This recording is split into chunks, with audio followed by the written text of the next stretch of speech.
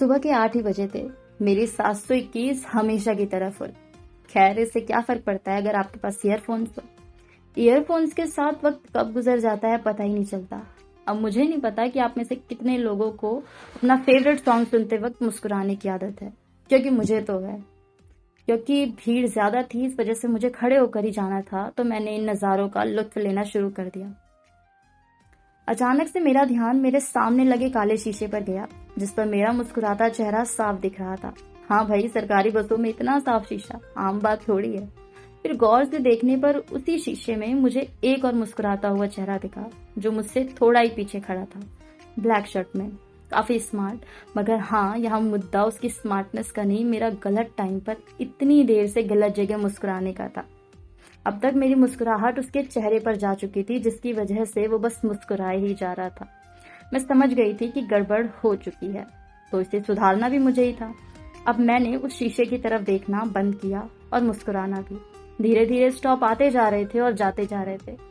शायद उनमें से एक स्टॉप उसका भी था, जिसे वो छोड़ चुका था।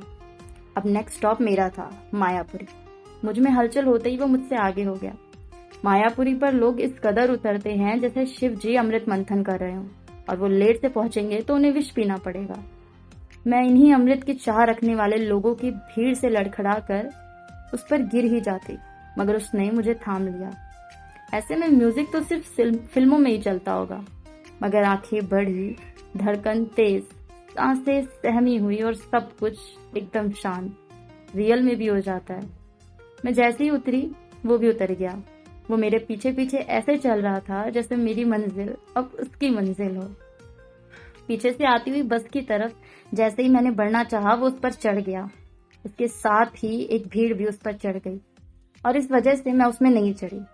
वो भी मुझे देख ही रहा था और देखते हुए ही उतर गया। अपनी दूसरी बस पर वो पहले नहीं चढ़ा, उसने मुझे चढ़ने दिया। बस में चढ़ते हुए ही उसकी नजर मुझे ढूंढने लगी, क्योंकि उस बस में भी भीड़ थी। खैर, मुझे पाते ही वो वहां रुक गया। 2 स्टॉप के बाद ही मेरा कॉलेज आना था और आ गया। वो शायद टिकट लेकर बैठा ही था और मैं उतर चुकी थी।